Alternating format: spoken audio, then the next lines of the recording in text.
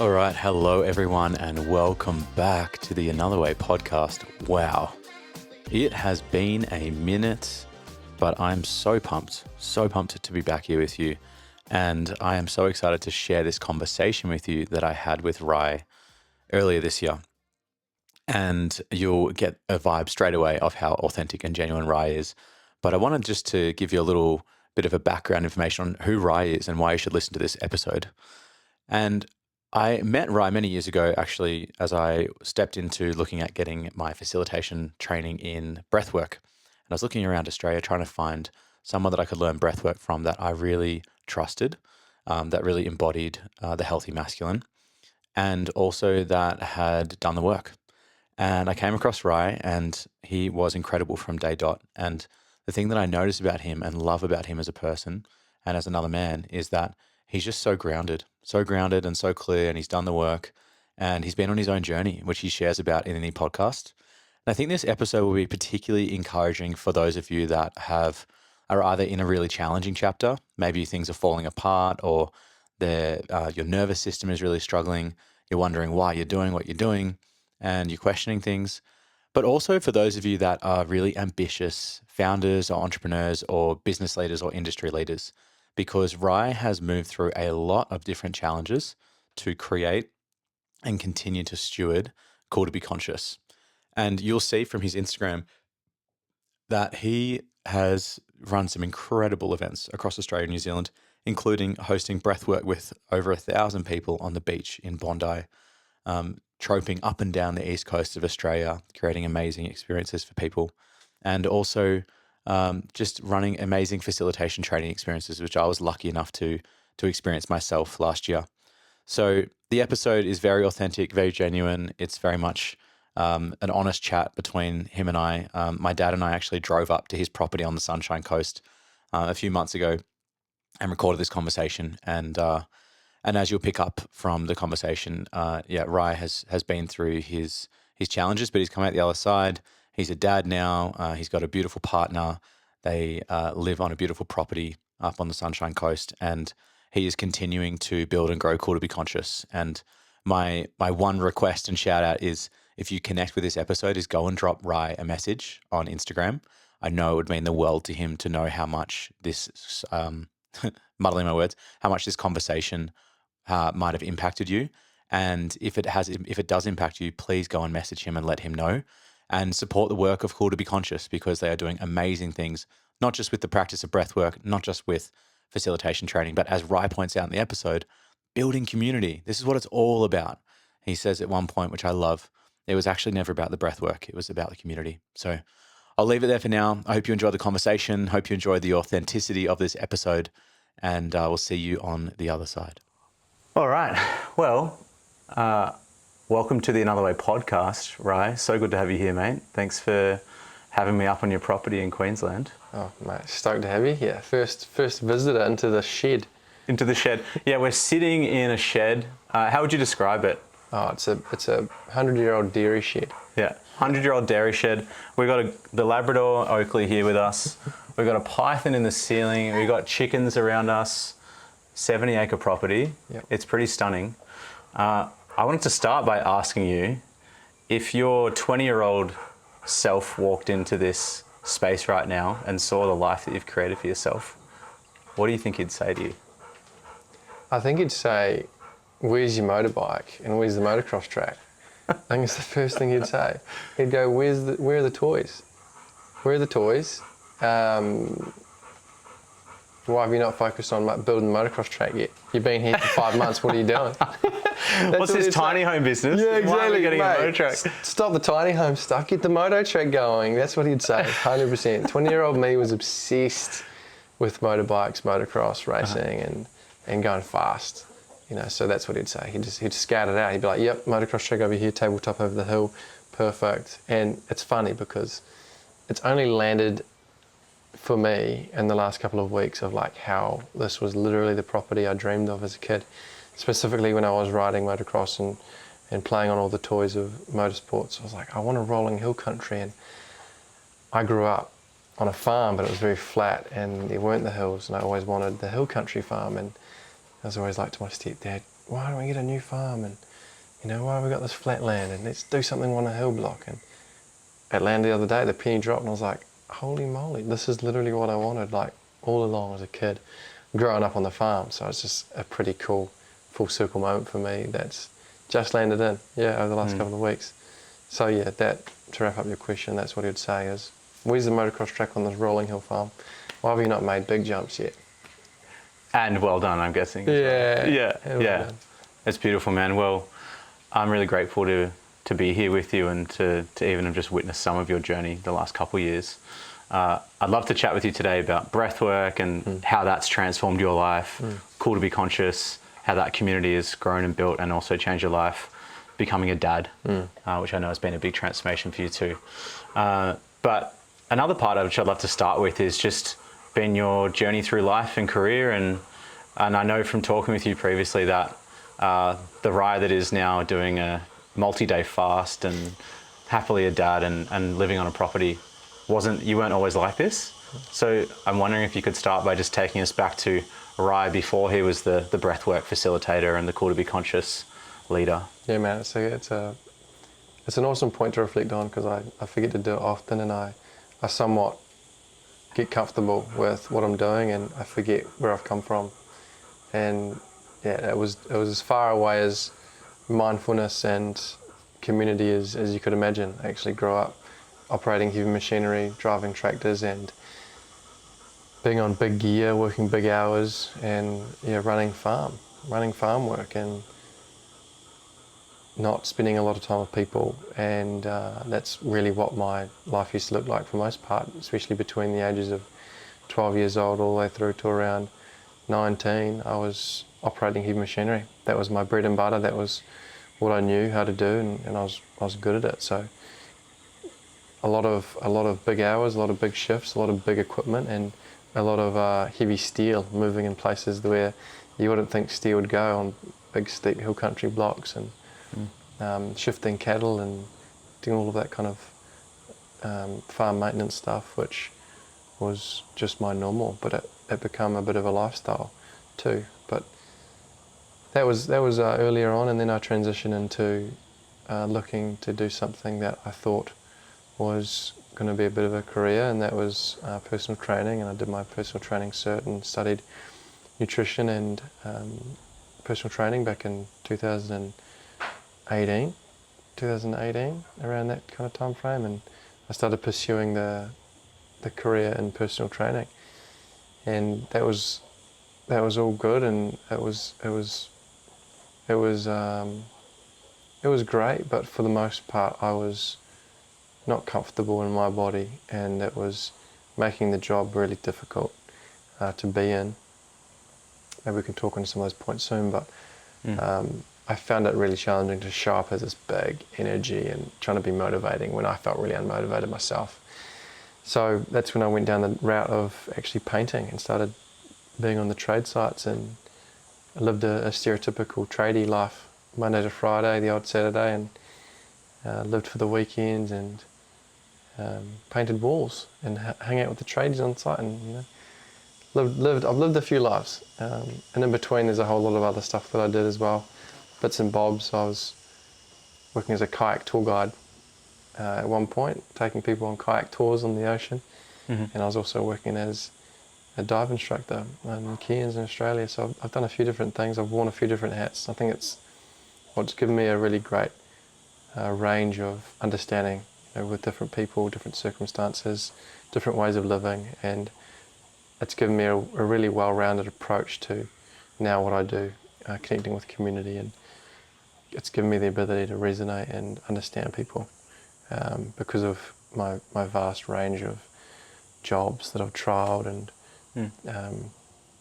all the different flavours that I've been able to give a go throughout my life thus far. And Jess always laughs at me and giggles. She's around the house pottering around. I'll be fixing things and painting, and then I'm on the tractor, and then I'm with the cattle, and then I'm running an event on the beach the next day. And she's always like, man, you're just this guy that's done so much in your life. You live many lives.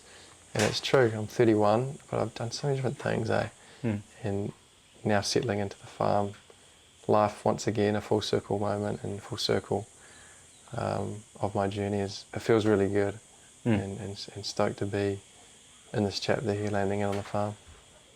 What were some key inflection points for you? Because you just described this like tradie life and the PT and then tradie life, and then fast forward to now. Most people will know you as Ryan, Call to Be Conscious founder and Breathwork instructor. But I'm sure there were some key decision points or events in the middle there that were inflection points for you. For sure, yeah, man. Like I was someone that was only really moved by dramatic changes that life had thrown at me, or when something really drastic happens, that's when I would make decisions to change things.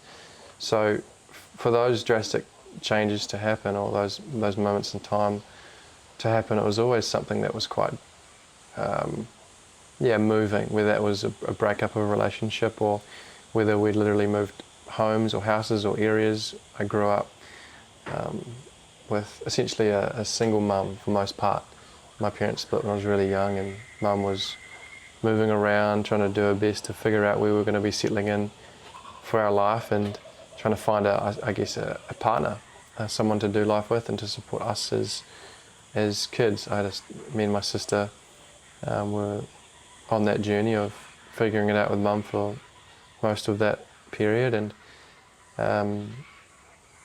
we were always trying to settle in somewhere and find our feet, so to speak. But it was very unstable for a long period of our life, and the first 12 years it was very unsettling. I remember transitioning to a new school, and then mum would have a breakup or a fallout with her partner and would move away again, and she'd settle in, and it was kind of rinse and repeat for a while there.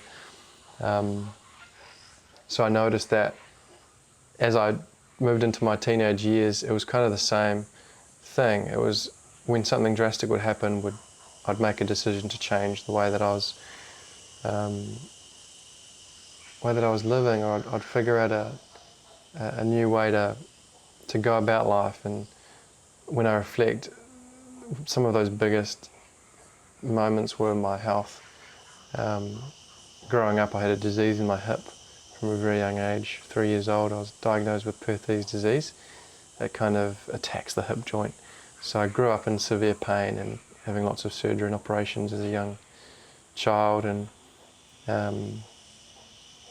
my hip was always a determinator of what I was doing as a young adult with work and things like that. But a big reason why I moved to Australia and chased my diving dream was because I couldn't actually become a tradie back then because the pain was so bad. I actually tried to do a building apprenticeship, and the pain was so severe that I couldn't hack it, and I couldn't pick the buckets up. I couldn't wheel the wheelbarrows all day because I was in such severe pain on heavy pain medication. So I decided to take a leap and come over to Australia, and I pursued this career as a diver because logically I thought, if I'm underwater and you're not experiencing gravity or density under there, then there wouldn't be pain. And it was right. Like, I was all of a sudden painless underwater. So I took on this career as becoming a professional diver, and I did that. So that was a big transition, and the reason for that was because of the pain that I was in, the severe pain. I was trying to figure out how to mitigate the pain, and rather than going down the replacement line that I was in line for, I decided to figure out how I could support myself and navigate the pain that I was in. And it's a big reason why I also studied personal training, was to figure out how I can best support my hip. So I guess that was a big determinator, was the hip pain, and trying to navigate that and figure out what best worked for me. And when I became a diver, I thought that was it. I thought I'd found my winning mark, and I was like, I'm going to be a diver for the rest of my life. And I was happy, man. And my family was stoked because they're like, finally Ryan's found something for him, because he's got this hip that doesn't enable him to do the physical stuff that a tradie does, and he can't, be as physical as most. So being a diver was the answer. Pursued that for 2 years, and unfortunately that ended due to a severe ear injury. Blew my round window out, which is the middle ear. Had to undergo some pretty intense surgical procedures, and it led me into depression. Essentially, it started the downward spiral for me back in 2017. it was the beginning of the journey for me. Was losing my dream job, and I lost a sense of happiness that I had discovered that I hadn't had for quite a long time through some challenging earlier years on the farm, and just because of the surroundings that I was a part of, and some challenges with my stepfather that led me into a really dark place. So I was kind of back there after finding my feet again diving, and the ear surgery completely shattered my dreams of being a diver. I was told I could never dive again. In fact, they told me I could never go below a metre again underwater.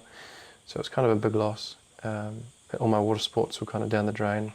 Thought that I'd never be able to surf again, I'd never be able to free dive and snorkel again, and that was my favourite part of the world, was underwater, diving with Nemo every day and showing people the Great Barrier Reef, and I was living the dream, and then it all came crashing down. And How old were you at this point?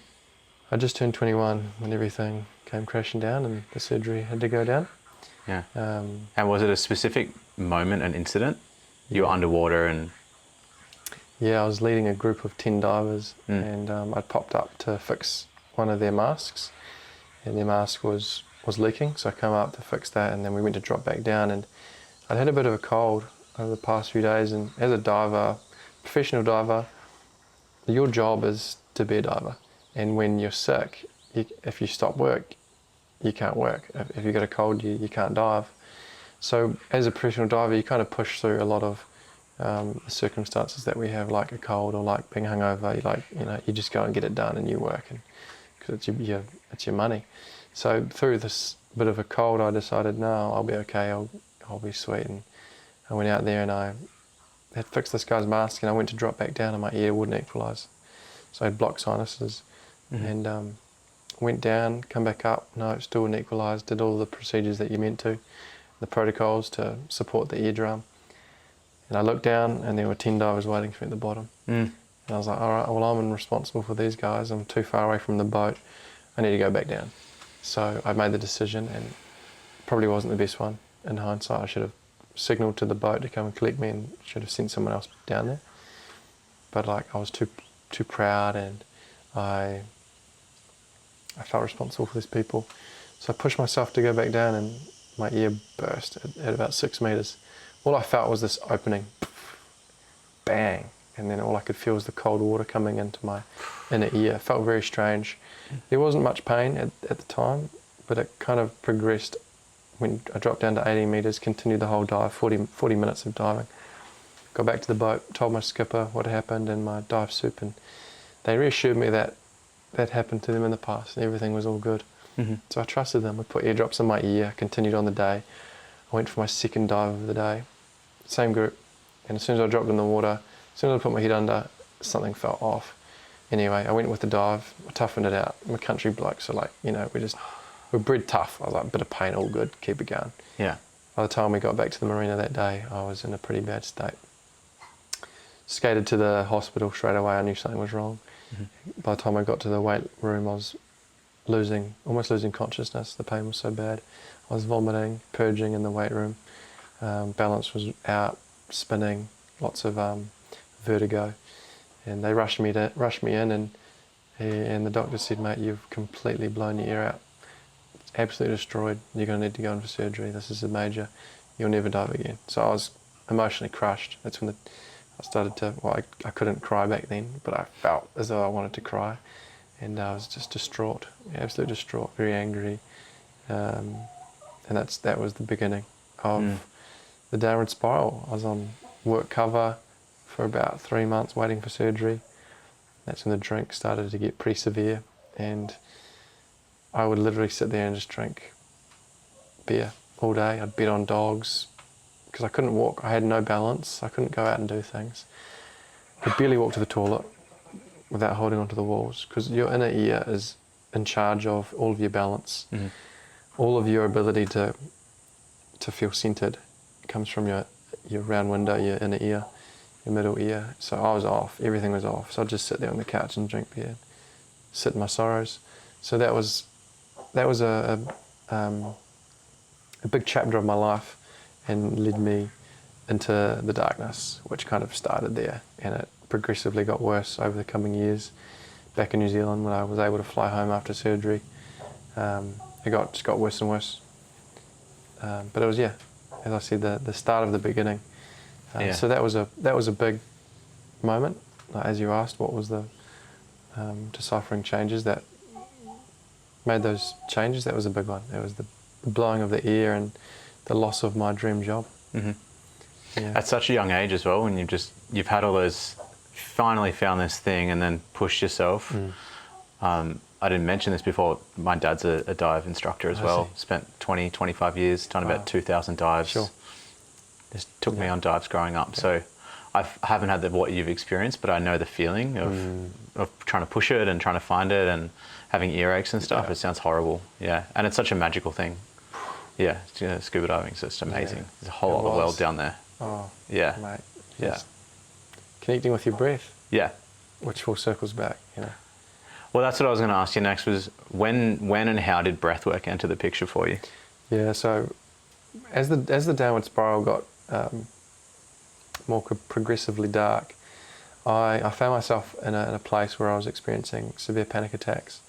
I didn't know what they were, but upon reflection, I realised that my nervous system was shutting down every day, at least once or twice. And what happens when this starts to take effect is the body starts to shut down whilst you're in a conscious state. So I'd be standing there communicating, talking, working, and then I'd lose the ability to hear. All of my hearing would completely stall. No hearing at all. I'd literally be watching people talking to me, at me. All of my hearing was disappearing. So it was like full dissociation, full dorsal vagal response. My body was so severely run down and jacked up that it was tapping out on the daily, mixed with the panic attacks that I was experiencing probably once a week as well. So as they got progressively worse, I got to a point where I experienced a really severe panic attack, and it lasted honestly about 15 minutes. I was on my back. It felt like I was having a seizure, loss of breath, hyperventilating, to the point where I turned blue in the face, and my friends thought I was dying. Cramping of the hands, I got full tetany, blue lips. When I came out of that, because I thought I was dying, I thought I was gone. Friends were on top of me, Ryan, come back, like, you're going to be all right, breathe, just breathe. And I'm here, and it was very echoey, and I was in and out of consciousness. And when I came back, I was like, fuck, I thought I was dead, I thought I was gone. And in that moment, I realised that I needed help. And I couldn't do this. I couldn't keep going the way that I was going. So I decided to make that choice to seek help. I don't know what to do, where to start, or who to go to, but I knew that my mum would know. I was like, Mum will know. So I got on the first flight I could back home, and I experienced a panic attack on the plane, which was really, one, embarrassing, and two, really scary. So as soon as I landed, Mum picked me up at the airport. As soon as I landed in her arms, she got me in the car. As fast as she could, I was just like in full panic state. And she got me in the passenger seat. I had another panic attack on the way home. And I just remember thinking, like, I'm broken, I'm freaking broken, this isn't normal. And Mum just started to see what kind of state I was in. And just from the safety and the love that I was feeling from my mum, I was able to start expressing some tears for the first time in a really long time. I started sobbing, and it just did not stop for like 3 to 4 days. Constant tears, blubbering, like wailing. In the spare room, I just locked myself in there. My stepdad was in that house, and he taught me to be really strong, and taught me to not show emotion. So for me, hiding away in that room was my only option to start that process and to allow myself to express. And then from there, my mum actually promised me to go and see a psychologist, because what I was experiencing was just deep embarrassment and confusion and discomfort, because I was now starting to feel emotion for the first time in a really long time. And growing up, I was like your classic stereotypical country dude that was hard, robust, loud, obnoxious when he was on the piss, and the party dude. And now I was like embracing this version of me that I'd never met before. I hadn't met in a long time. So I was actually very suicidal, and I didn't want to be this version of me. I didn't know who it was. So I didn't really want to be here. And I said to my mum, I think I'm going to do something really stupid. Can you just stay with me? I'm scared to be alone. So she promised me that she'd stay with me until I felt as though I could, go back out there. And she made me book this appointment with a psychologist, and that was the start point. She drove me to the psychologist, and I went and sat down with this person. Her name was Ishka. She's from Christchurch, and we had a conversation. And that was when the beginning of my journey really began, was opening up to someone for the first time and just sharing with them what I was experiencing in my life and what I'd been through. And that was a really large bag that I'd been dragging around that I was finally able to let go of. It started there, and I started seeing her frequently, and I started to notice this weight starting to come off the body. But what I couldn't change was the feeling that I was still feeling. I was still feeling this like sympathetically driven response in my body. Still felt really agitated and uncomfortable. And it wasn't until I started researching inspirational speakers where I discovered Wim Hof in a podcast. Jay Shetty was talking about him. And when I found Wim Hof, I started looking into what he did and found this breathing practice and gave it a go. And it just blew my world, man. Was that your first time doing? Yeah. What do you remember about it? I just remember the feeling that it gave me. I felt safe after it. It was the first time I felt safe in my body for a really long time. And that stillness, the chatter in my brain had stopped, and the tingles that were rushing through my body, I felt as though that I was electric and alive. I felt really alive, electric and still and safe all at the same time. Just like, what is happening to me? Through the first round or through the first hold, after 30 breaths, that hold, I was just like, tears were starting to flow. And I was listening to Wim's voice, getting ready for the second round, and the tears were just coming. I was like, oh man, what's happening to me? Next round, boom, went in again. Second hold, it was like more intense. I was just like, whole system was charging. I was like, felt like I was like the sun. I was like, what is this? Third round, went into the hold again. And again, just peace. And I could just feel tears falling down my face. I was like, what's happening to me? I remember coming out of that experience, walking out of my room in my flat, looking at my flatmate and going, holy shit, you will not believe what I've just felt. And I just wanted to tell the world about it, And I was just like, you have to try this thing, try that. And my flatmates were like, fuck off, bro. I don't want to try that. You became that guy, just telling everyone, man, Wim Hof knows what's up. I was like, Wim Hof's the guy. And I just like went all in on Wim Hof. Yeah. I did it for like, it would have been 40 days straight. And I should get my phone app out and look back through my results, because I started to blow my own mind, because as a freediver, I was practicing breath holds, and I could never get across the 3.5 minute mark. I got to 7-minute breath hold during the Wim Hof method over those days. It was a 7-minute breath hold. So I was just like, what is going on? This is crazy. How am I doing this? So I started to began that fascination and the curiosity for breathwork. What's happening in my body for this to happen? How can I hold my breath for 7 minutes long?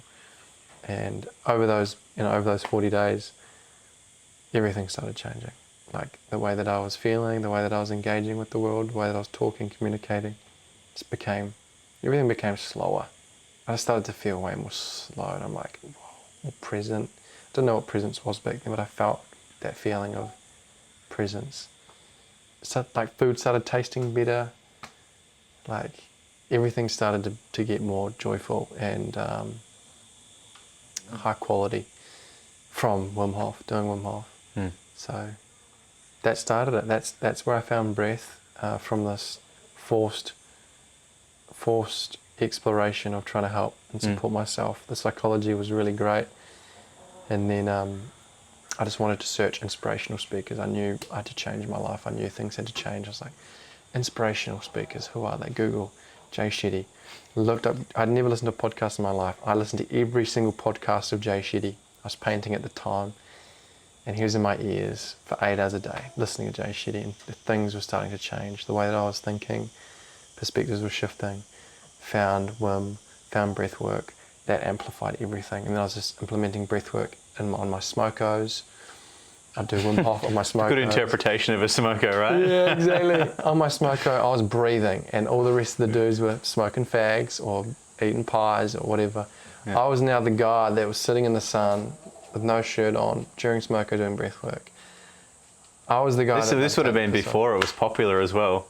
Way before. I can only imagine some of the comments you got. Oh mate, people thought I was losing the plot, eh? Like, yeah. Look at this guy. Like, look at this guy doing. What's he breathing for, mate? You know, like, I can breathe too. Look at me. And I was like, I'm like, yeah. And I felt like, yeah, I felt alienated. I felt as though that I was being kicked out of the group, which was really scary. But also, like, I was building this sense of self-confidence and comfort that was beginning to be really unshakable.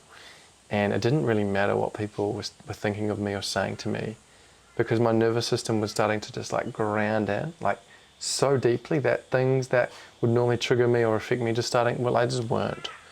And I was like, so what you want? I'm going to take my shit off. I'm going to sit in the sun. I'm going to do some breathing whilst you guys eat your pie. And then I'm going to eat fucking my chicken salad. Then I'm eating whatever. You know? And like all those subtle changes that I was implementing, this was back in 2020, were really starting to affect the way that I was seeing the world and engaging with the world. And you're right, like when I first started exploring breathwork, there was bugger all stuff out there. Like I was just Googling breathwork workshop, breathwork course, breathwork, like what is out there? What can I find? Mm-hmm. And there was not much. There was a Wim Hof instructor by the name of Nigel Beach, who lived in Mount Maunganui, and he ran a Wim Hof workshop that I went to. That's when I had my first ice bath experience, to learn a little bit of the science and physiology of breathing through Nigel. That was cool. And other than that, there wasn't much. There was like a Soma breathing workshop that I went to. It was a Soma. Have you heard of Soma? Mm-hmm. It's like, yeah, it's music integrated with like holds and rhythmic. It's very like quite dynamic. Quite like it's more like, I would say it's more cognitive and more conscious than conscious keeping breathing, because you're listening for the holds, you're going with the rhythms, you're speeding up, you're slowing down. It's kind of, you're in your head, but you go on this like beautiful journey of sensations. And I enjoyed that. I went to a few of those, and then I was like, all right, what's next? Like, what else can I go to? Like, who else is offering this? And then I found Patrick McEwen and started checking out his stuff, and then Alchemy of Breath in Australia here, and obviously connected with Rue McKenzie, who was a friend of mine in school, and he was discovering breathwork as well. We started just figuring it out and learning more, and then we started sharing things that we'd found out and doing courses and sharing knowledge, and just kind of evolved. And he was on a very similar journey of self-exploration, and it gave me a sense that I wasn't losing my mind. And you know, when friends and family were like, Ryan, you're losing it, having someone that's on the same path was really supportive, and it made me, you know, just feel more confident and comfortable that the journey and the path that I was going on was the one that I was meant to be on. Mm-hmm. Amazing, like seeing the transition points and obviously the different decision points, and then that first experience with breathwork. Mm-hmm. I remember 2021, I went through a big change in my life, and I was living down with my dad at his beach house, and he'd have some trouble with his heart. I was looking for answers as well, and found Wim Hof sitting on the beach there in the middle of winter. And I remember the feeling with the breath. It felt like I could finally feel my body for the first time. And so I'd do the breath work out on the beach down at Ocean Grove, get in the freezing cold water, and come out and just sob, because it was like my emotional body was so frozen and so uptight.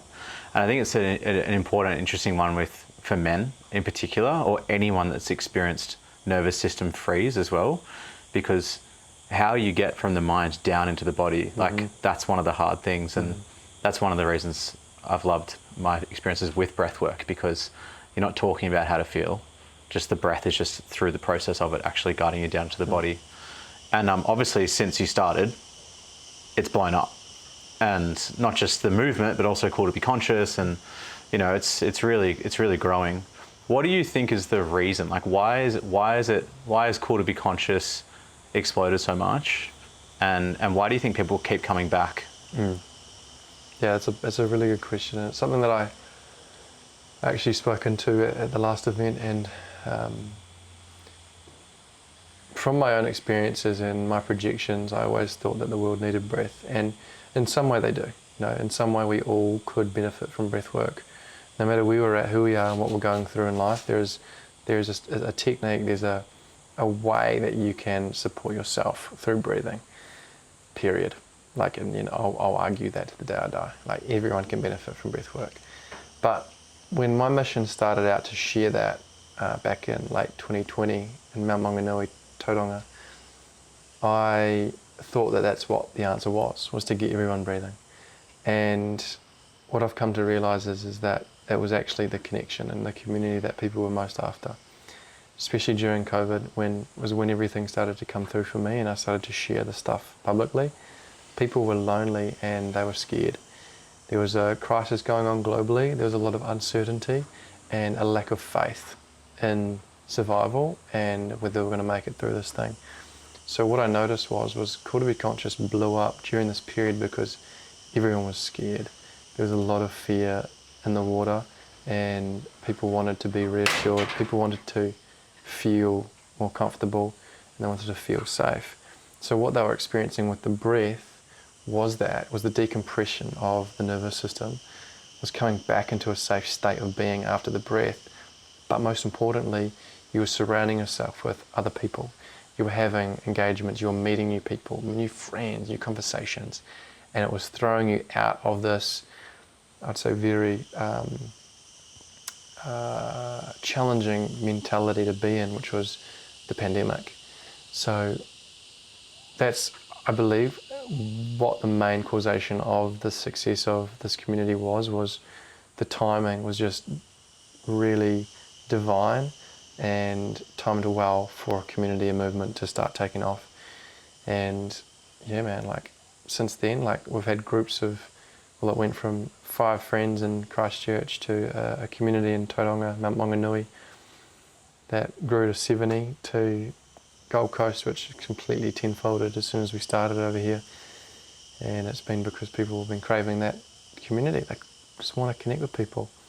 So I believe that's the biggest reason why it's done so well, is people want to connect outside of the pub, outside of the club, outside of the normal scene to interact and engage with other people.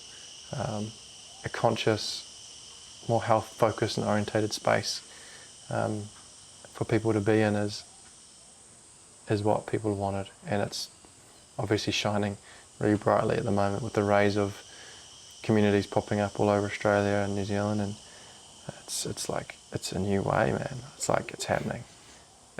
We're coming back to community, and it's exciting. Yeah, I love what you said in that. There's this interesting contrast down in Burleigh Heads. I went down there for dinner the other week, and you've got the Burleigh Pavilion, and you know I don't drink like I used to, but I used to drink probably just like you, right? And I recognise inside of the Burleigh Pavilion, people there also want to connect. It's just that alcohol and music, and that's like the way. But there's a particular, I hadn't been around drunk people for a while, and just being around the energy, I was like, whoa, I'm really here for this. And then, you know, you fast forward, 6-7 hours, maybe not even, and then on the beach is a couple hundred people breathing, connecting, jumping in the water, and there is such medicine in that. You know, went down to Feel Good Dips down in Melbourne, and that was the thing that got me through a really challenging period as well. It's the connection piece. And then obviously the breath work is a modality that guides people into their bodies and connecting with themselves. What's been the journey for you as a leader inside of this? Because I know there've no doubt been some moments where it's been really inspiring and exciting and amazing. And then I also know the reality for you is driving up and down the East Coast, hours, days, posting, check-ins on Instagram, whatever else. Like, what's the reality of it being behind the scenes? Yeah, it's been a really interesting journey. Hey, the last 5 years have flown by, and like when I started sharing this work, I had no anticipation of what this would turn into. And a message that I always have held really closely to my heart and to my chest was, and it is that it's not really about me, and it's so much bigger than me and Ryan. And for me, when I get up there and share this work, it's for the people, it's for the community, it's for those that need the space. I've gratefully and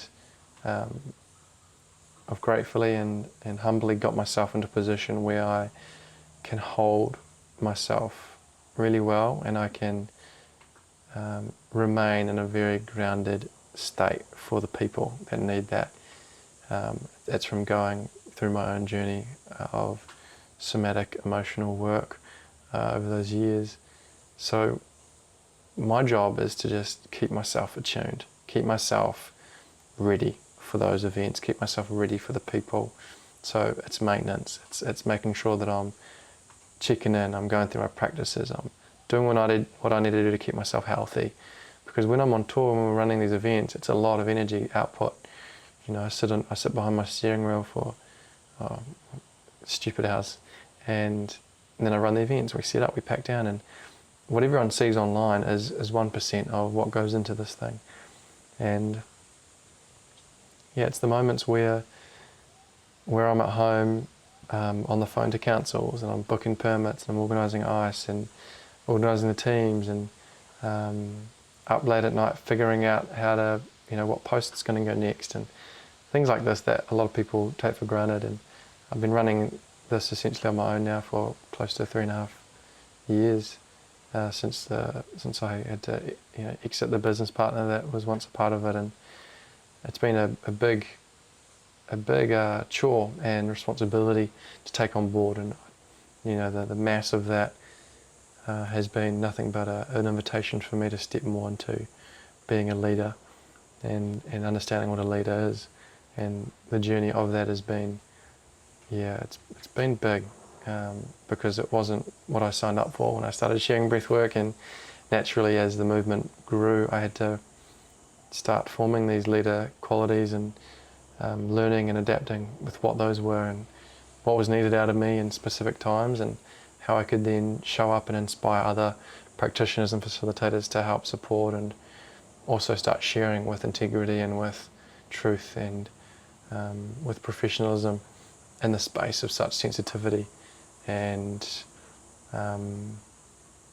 it's a very sensitive, vulnerable place, the place where people are coming to open themselves up and trust in your facilitation and trust in your word and trust in your knowledge, essentially. So it's a very sensitive area to be in, and it always will invite you to grow.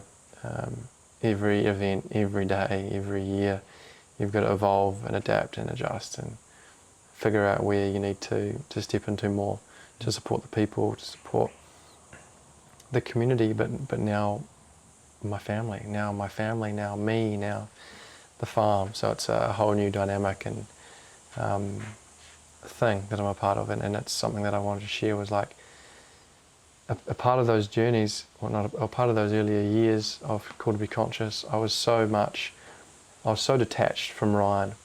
I was the leader of Call to Be Conscious, and I was running these events, and I was so absorbed in that, really losing the identity of the I in me and becoming Called to Be Conscious. I was becoming a conduit for the message of community, and I was losing the essence of Ryan, the identity and the ego of Ryan, which was a really fascinating thing to be a part of. But I got to a point where I realized that I'd been missing the point of the incarnation, or the opportunity that life presents itself with, is being integrated and connected with the ego and the identity of self. And I realized that I hadn't given myself the opportunity to connect with that part of me for a few years. And it was actually a really sad realization. I was like, man, I haven't done anything for Ryan for so long. It's been for Call to Be Conscious for like 2.5, 3 years, living in the van, living on minimum wage, paying myself pennies, living simply to run these events and to travel Australia and to be there for the community. And it wasn't until I had that profound psychedelic psilocybin journey where I realised that I was ready to reconnect with a woman who I'm with at the moment, and actually start to integrate my ego and my Ryan again. I was like, what does Ryan want to do? He wants to actually connect with this woman and open himself up to this possibility of being in a relationship. That's when it all started, and since then it's been a real dance to learn to balance the ego and to prioritise movement, mission, purpose, now partner, now father, whilst trying to keep them all balanced and happy. Like that now is my work, and it's challenging, bro. I tell you, it's challenging, man, and that's why I'm here. Yeah. I feel you and see you in that as well. And I guess I'm curious inside of that, how are you finding balance, and how have you found balance, and then especially going from realizing you're detached from yourself to connecting with yourself to then connecting with your partner to then becoming a dad. What have you learned along the journey of how to actually live a balanced life and continue to build this really purpose-driven community? Yeah. The hard truth in it all is that I can't keep every facet of my life happy and balanced. There's always going to be someone that I would be letting down if I wasn't finding balance in them all. And what I've realised is that I need to prioritise my family over everything else. And becoming a father has made me realise that the most important thing in life is literally to be a father and to be a dad, and to then be the best partner that I can be. The movement, the mission, and what I was totally absorbed in isn't it all, you know. And I thought it was. I thought it was what I was here for. I thought it was my soul's purpose. I thought that that's what I would do to the day I die. And since becoming a dad, I've realised that no, it's not. It's something that I'm really passionate about and I love doing, and I enjoy it so much. But being a dad is really what is most important to me now. So I'm transitioning a lot of my priorities and my energy away from being totally absorbed in Call to Be Conscious to and making, because Jess was always secondary. And I said that to her when I met her. I was like, babe, my mission, my purpose is my number one. You are my number two. And it'll always be that way. And now I'm like, shit, it's my family's number one. And you're a part of the family, you know. You are my family. So you are all my number one now. You, Florence, Oakley, chickens. Was Florence's birth, was that the turning point, or did it happen before that? No, it was definitely when she came earthside, eh? The visceral felt experience of love when your child is birthed is the most psychedelic spiritual experience you could ever be a part of. And I was, you know, with the awareness I have, I was anticipating it. You know, I was like, this is going to be big, man. This is going to be big. And you know, when you're anticipating something, you kind of take away from the essence of what it could potentially be because you're focusing on it. It wasn't the case at all. I was absolutely floored with the felt experience of this. What do you remember? Oh man, like the love is just insane. Your whole body is completely overwhelmed with love. The feeling of the infinite connection with the world is like nothing can I can't even compare it to anything. Like you feel so a part of this little being that has come to life, and you realize that the connection that you have with this little baby now impacts the connection with the entire world and the way that you see it. Everything changes. Your perception, your perspective, everything that you're interacting with now changes because of this thing, like for the best reasons. It was wild, bro. For 3 weeks straight, Jess and I, like every time that we would lock eyes and have presence with one another, tears would just flow. The first song that I listened to after her birth floored me. I was in tears listening to the song that I'd listen to every other day, you know. Everything was, I was so sensitive. heart was open, very, very, very vulnerable. Like you were very vulnerable, but it's like that. It's that trade-off that you get to feel the love and connection for the world is the vulnerability that you are in, and it's just like any relationship in life that is intimate. You have to put yourself in this super vulnerable, open, what-if state to receive the love that is there for you.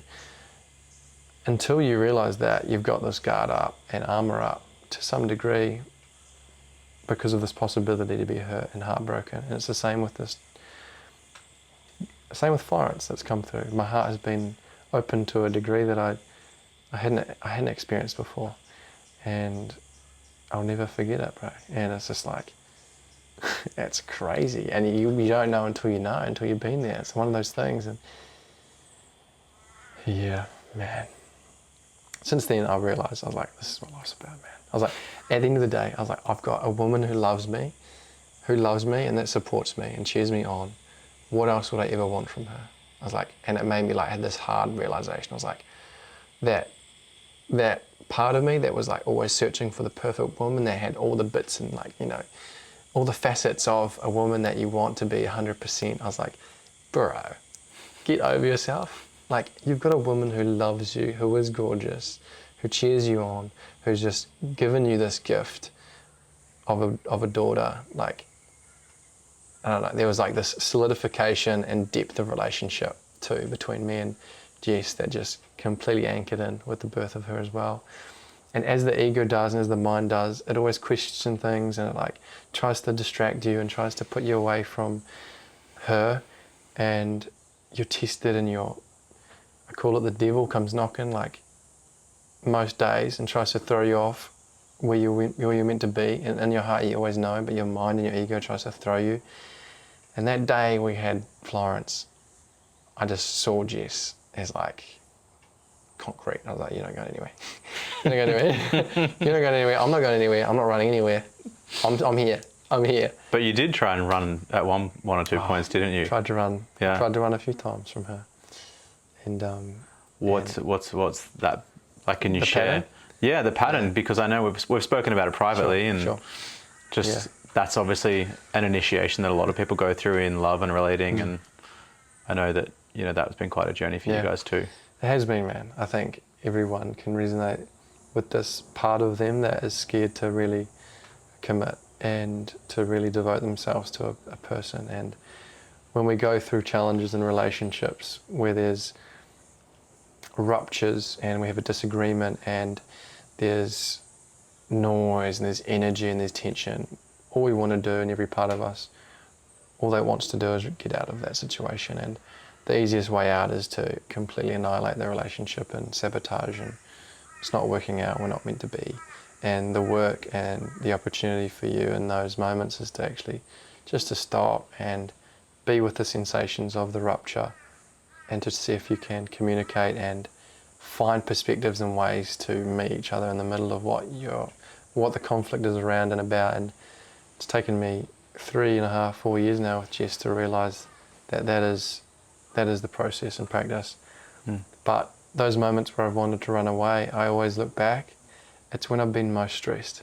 It's when I've had the most stress in my body from financial, not doing so well, financial stress, responsibility stress, running events, and things not going the way that I wanted them to go.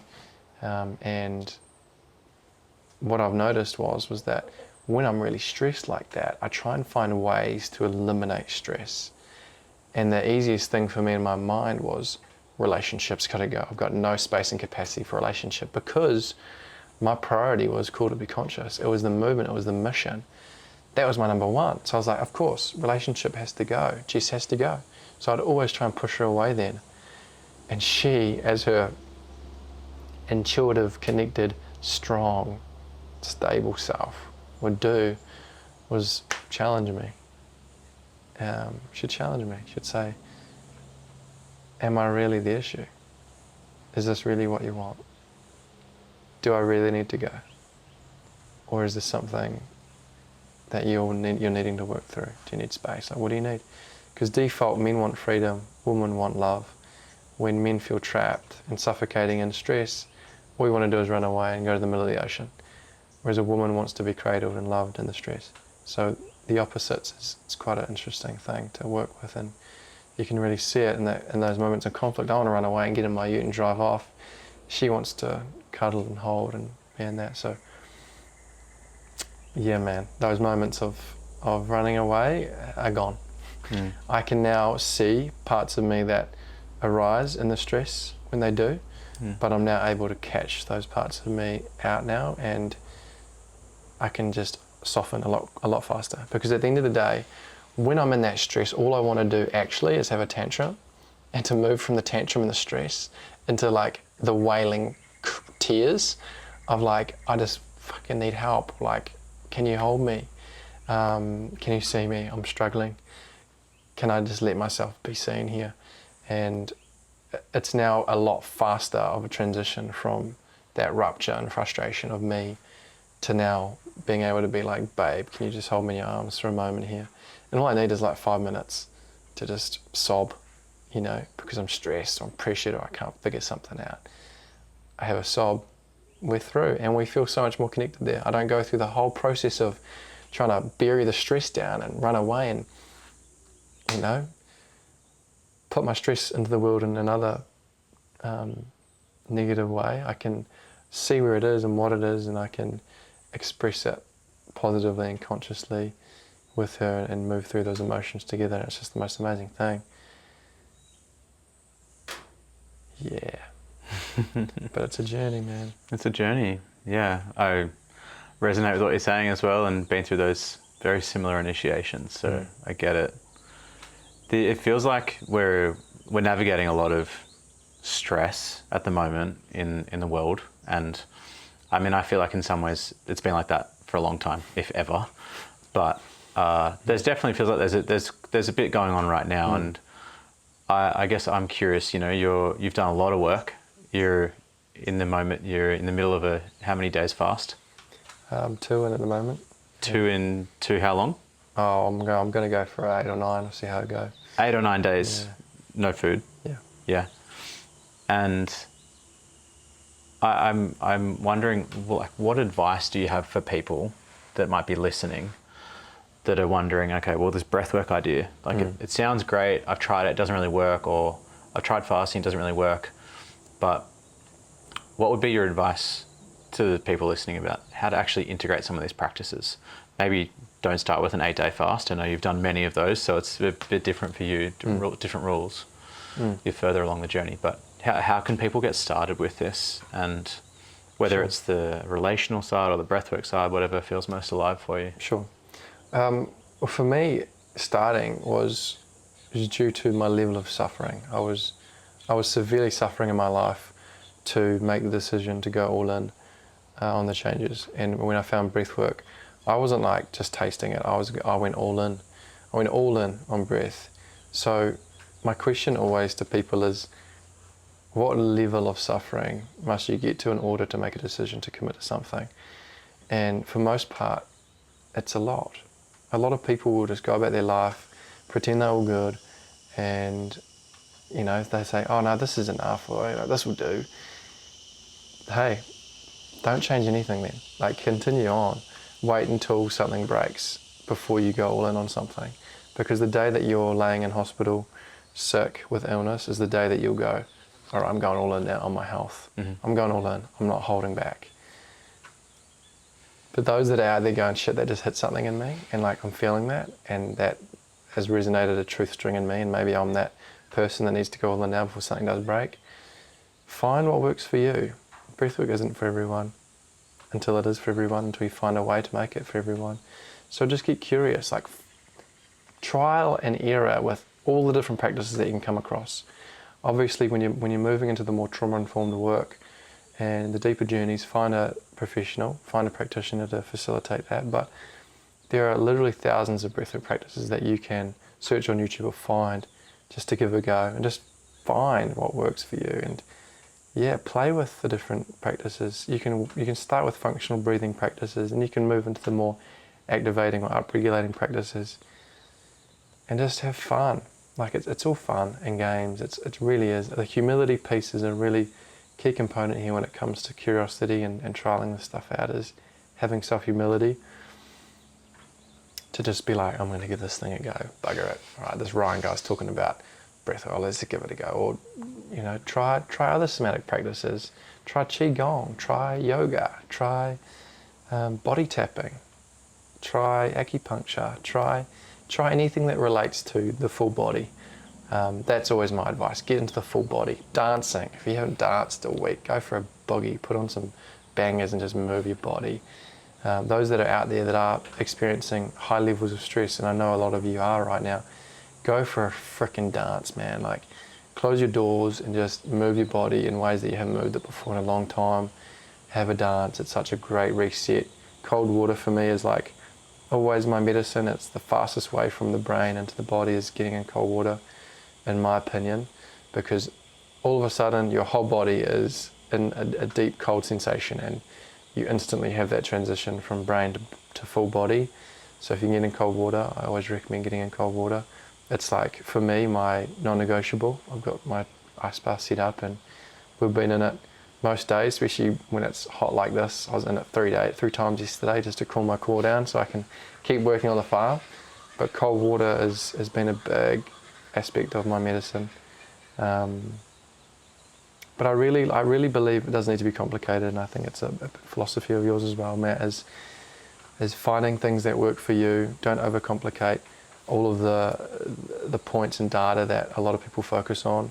Just literally find things that work well for you, do them often, and just start to notice the subtle changes in your life. Don't think that you need to go and do all of the things at once, because it's overwhelming, especially in the spiritual self-development space at the moment. There's so many different things that you can do, and people are really starting to intellectualize a lot of the changes that are happening in the body, and it's becoming very methodical, and they're trying to quantify everything.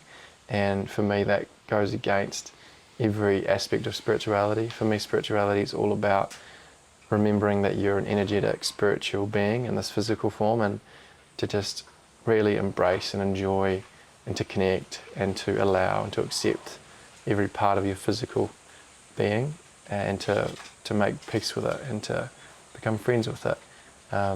Spirituality to me isn't about using all of the bigger words and connecting with higher sources and becoming more esoteric. It's actually about grounding in to the body and grounding into what we've been gifted to be a part of here in this reality. It's not about escaping with psychedelics and breathwork and whatever else you use to get high and to get into these high states of consciousness. It's actually about expanding the consciousness from your body outward, from the nervous system outward, becoming more sensitive to where we are, what we're around, and feeling more connected with what we have right here. So just, simplify things, and man, take it easy, but just find things that make you feel good and follow those things, Yeah. I love it when the Kiwi in you comes out. Take it easy, There was a metaphor given to me a while back by a yoga teacher. It's just the simple one of a car, You're in this car for the rest of your life. So how are you going to treat it? Yeah. Are you gonna clean it every week? Are you gonna make sure it gets repaired and serviced, or are you gonna trash it? And recognizing that it's really you're the one that ends up suffering or benefiting from it. And I think you are right. Unfortunately, people do have to have a bit of a crisis or reach a point of suffering that catalyzes them to decide to change. Pain is one of our greatest motivators, and I think it's good. Like, just finding what works for you is definitely part of it, especially with all the noise that's out there now. Everyone's got an idea, and I had a Whoop for 8 months, and then I chucked it in the bin. I was like, it wasn't so much I enjoyed having the data, but the way that it changed, the way I was perceiving my health and wellness every day, it was like, you're like, I'm done my exhausting, and you feel guilty. Yeah, you feel shameful. Yeah, and you're like, I actually just want to lay on the couch and chill out right now, but I haven't done my steps. I gotta go. Yeah, it becomes a whole, like, it's almost like we take what we've learned in the education system of passing those tests and education and into our lives, and then it's just like there's always something to do. Always. And we lose that connection to our body and to our spirit and to our heart and to our mind. And ultimately, I think one of the things I've loved about breath, and also about the way you've introduced me to it and trained me in it as well, is it's an integration. You know, we're integrating into everything, and we're ultimately unlocking the innate intelligence that's in this being, as opposed to trying to escape. Exactly. Yeah, it's an important distinction. Yeah. Giving it the ability to do what it needs to do innately. Yeah. Yeah, rather than forcing it into positions or forcing it into expressions. Just literally, like you mentioned, the analogy of the car, let go of the wheel, let it just drive itself for a moment through that journey and just let go. And yeah, man, intelligence is way beyond our intellect. Let it do what it needs to do. Yeah. Yeah. And even in the breathwork, you know, in the breathwork journeys, you know, there's I remember on the training last year when I was with you, we're doing this breathwork, and, you know, things started moving through my hips, and it was quite powerful. And then all of a sudden, bang, just pops up stuff from like when I'm 6 years old. I'm like, where does that come from? And you can't explain that. And you can't intellectually get to that place. So you have to move through the body, and the memories stored in the body to let it go. And yeah, that's why I'm a big believer in these practices. It's mind blowing. When you have those, literally mind blowing, right? Like blow the mind out and get in the body. But like when you have those connections with something like that, and you have the felt experience, and those that are listening that are like, man, this sounds crazy. And it's crazy until you experience it. And then you go, I get it now. Whoa, I get it now. And how I feel now after what just happened, I really get it now. This is why they do it. But it's not until you have the experience. Like, I was the same. I was skeptical. I judged everyone. I was the guy walking past groups of those practicing yoga in Christchurch, thinking you guys are crazy and like get a life. And here I was, like, projecting my own insecurities and my own judgments of myself, because I knew that I couldn't do that, because I was way too uncomfortable in my body and insecure in my body to put myself in those positions. But I knew that I needed that probably more than anyone. I needed to slow down. I needed to do the yoga. But I was too scared. So I projected weirdos, losers. And I was the same with breathwork, you know. And I know those out there that are listening and thinking also the same things. Like, I get it, man. I get it. And that's what Cool to Be Conscious is about. We made it cool to be conscious, to try and entice people into these events, making it cool at the beginning. Then you come down and you get to experience the breath, and you go, whoa, okay, I felt something there. And I don't know if you know, but when we first started, it was actually a heavily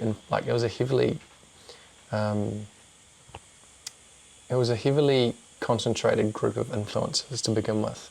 It was like the thing to do. It was like the cool thing, right? And we had all these influencers coming down, full faces of makeup, looking really good. They would come, drop in with the breath, drop into meditation, come up to me afterwards, tears flowing down across the makeup, going, I haven't cried like that in years. What's happening? And I'm going, you're feeling. And this is beautiful. This is why we're doing it. And over time, you just literally watch the unraveling of the armor just start to come through these people. So after week after week after week, because we used to run them weekly, less makeup, less hairdo, less, all of a sudden, here they are. Like, wow, it's cool. And I guess that's the big reason why I wanted to make it cool to be conscious, was to entice those that need it the most, that don't realise they need it the most, to come down to something that is a little left of field, like breath and meditation, because it is. Yeah, it's amazing when you see someone's spirit come through, the eyes just pop, the skin colour changes, facial structure changes, the way they walk and talk changes. I've seen it on retreats too. Yeah. Everything. Yeah. Yeah, man. The structural change and shift too comes a big time from the lymphatic stimulation, from the breathing. So the lymphatic system, essentially, you got lymph nodes all the way through the body, but as we're breathing, the lymphatic system gets activated like a pump, like the heart from breathing. So as we're breathing like this, all the toxins starting to flush through the system, out through the sweat glands, from the face, like you'd have ended up in pause of sweat breathing before. And we're starting to get that movement, and it comes away from the face, and you see people's face structure change, and they've got like bone structure back, and their eyes are glowing, and you're like, whoa. After one journey, after one breathwork journey, I'm like, whoa, this is insane.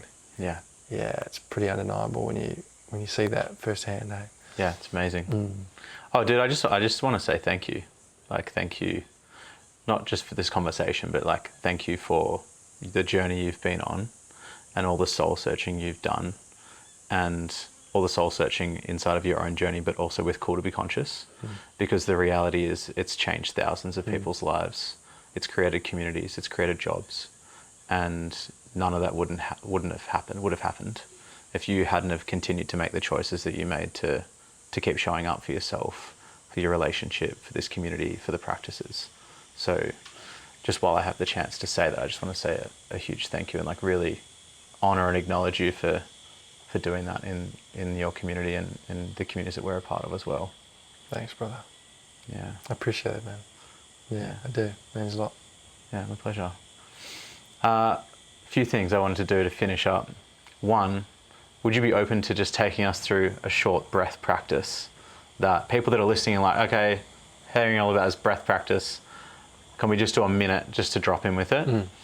And then after that, I'd love to hear what's exciting you and what's coming up next. Sure. How does that sound? No, okay. Done. This one is, this practice I guide in big group setting, and it's something that is just undeniable every time you use it to really soothe the system. And it's a really simple practice. You can do this really subtly as well, like, so you don't have to go away and hide when you use this one. You can do it on the move, you can do it in your car, you can do it at work, you can do it whilst you're standing there listening to somebody talk. If you really wanted to, you can do it. It's very subtle, but it's really, really impactful. And it's called the Viloma Pranayama practice. So what it entails is a 3-phase exhalation. So we're going to take a deep inhale when I say so, and through the nose. We're going to hold at the top of the breath, so you get a full lung of air. We're going to hold at the top briefly, and then we're going to exhale a first third of our air. I'm going to hold briefly, second third, hold, then final third all the way. We're going to repeat this 4 times, okay? And just notice what happens over the time as we go through this practice. I'll maybe explain a little bit about what's happening afterwards. But just give it a go. For those that are listening, just wherever you are. Safe to do while driving? Yeah, safe to do while driving. Okay. You're fine. Just keep your eyes open. For the rest of you, you can close them down just to really tune in with the breath. And we're just going to find our next exhale together. And a full breath in through the nose. Holding at the top, pause. Let go of the first third of air. Pause. Second third. Pause. And final third all the way out. Straight back in, full breath. Holding at the top, pause. First third, let go. Pause. Second third, pause. And final third all the way. Straight back in, full breath. Holding at the top, pause. First third, pause.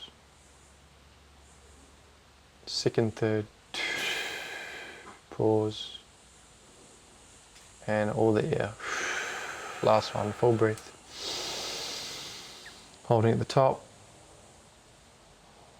First third, pause. Second third, pause. And all the way out. Just letting your breath be automatic now, letting go of control. Just noticing subtle change in the system. As we inhale and hold like that, we actually build up CO2 at the top, which offloads oxygen into the brain. You may have felt a warm sensation come into the head as we held. And as we exhale, we prolong the exhale with the pauses. We stimulate the vagus nerve, which activates the parasympathetic side of the nervous system, creates relaxation and safety in the body. So that's what you would have felt progressively through those holds. So we did 4 rounds of that. Feel free to extend that however you wish to, with however you're feeling. Sometimes you need to do 10 rounds, sometimes 2 is great.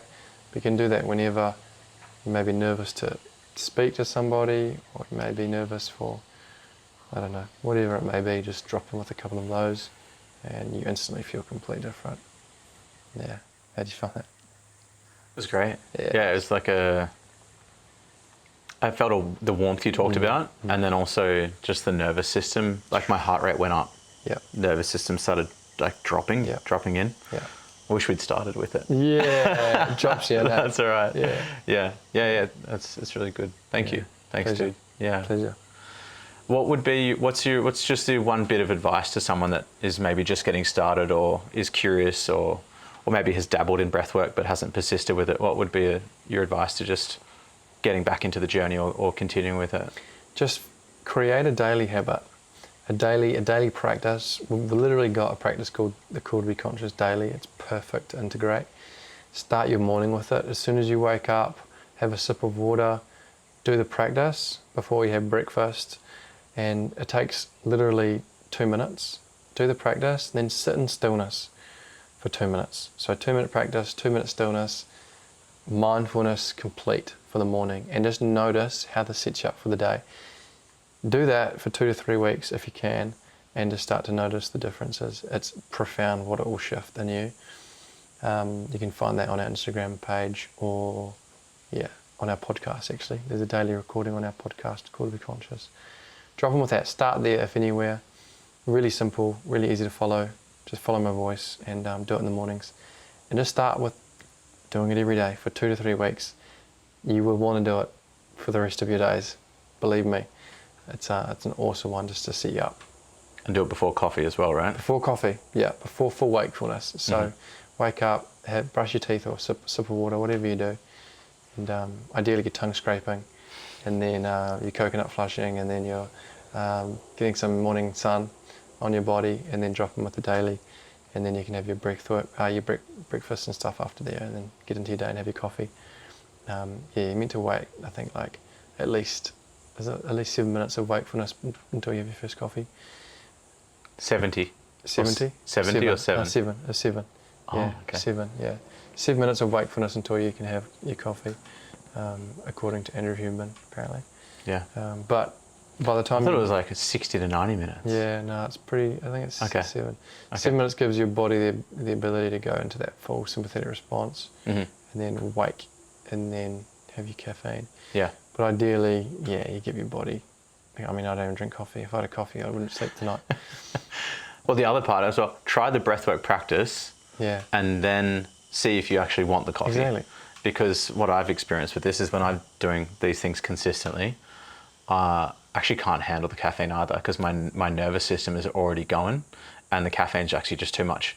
Yeah. Actually, what I desire more inside of it is the ritual. Because the ritual of having a coffee is really nice. So finding rituals that are nourishing and hold you I think is an important part of it too. For sure. So sitting down, being present with your hot drink, like that. I love that you've pinpointed that's the reason that's why you like it. And it's the same with Jess, my partner. She drinks 5 hot drinks a day.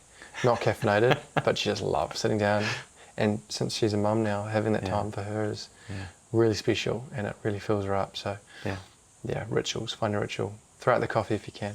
Find your ice bath, find your breath work, and start fasting. Cleanse your body out. The more you clear it out, the more natural access you have to the ATP production, the energy source, and the more healthy your nervous system will become. And you'll feel more naturally energized through the day rather than needing. What would be an amount of days or hours to start with fasting that you think is achievable and you still feel the effects? Yeah, start with intermittent fasting to begin with. So have your last meal at like 2 p.m. in the afternoon, and then have your normal breakfast, and then just start pushing out that time frame. So always start your fast with your last meal of the day, and then break the following morning. So what I'd do is I'd have my last meal at 3 p.m. or whatever, and then start pushing out your breaking of the fast, which is break fast breakfast. So start pushing that out. Go from 7 to 8 to 9 to 10, 11, 12. Just go right around the clock. Progressively work up over the month. So I'll do like 2 intermittent fasts a week, and then build that up until you're starting to get to that 24-hour mark. And then from there, start moving into a full 24-hour fast. From there, like once a month, do a 24-hour fast right the way through. And then next month after that, go into a 48, do a 48, the following month do a 72, the following month just progressively get more and more and more and more, and just work up. Now I'll do a prolonged fast once a year. So once a year I'll do like an 11-day fast. And I'm going to try and push that thread out. I want to build up to do a month. I want to do 30 days eventually. I'm slowly getting there.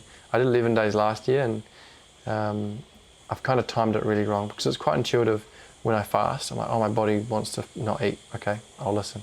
So that's how I usually go about it. But I've got an event in Sydney next weekend. I'm kind of like, oh man, I'm fasting now, and you just start feeling better and better as you go once you move through the heavy metal detox, because initially you'll taste the metal coming through the blood, which is like, tastes like blood coming through, very metallic-y, very leady.